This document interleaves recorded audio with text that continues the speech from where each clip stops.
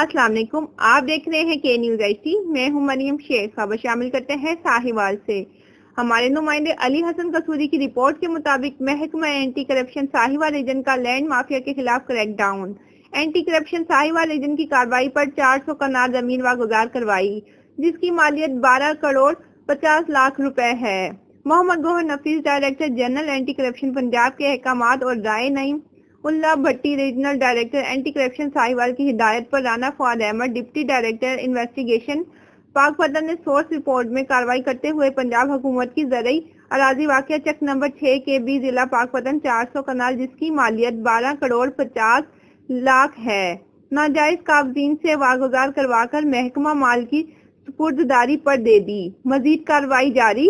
Director anti corruption Sahiwal region نے آئندہ بھی ملزمان کے خلاف بلا امتیاز کارروائیاں کرنے والے اشتہاری ملزمان کی گرفتاری جاری رکھنے کا عندیہ دے دیا۔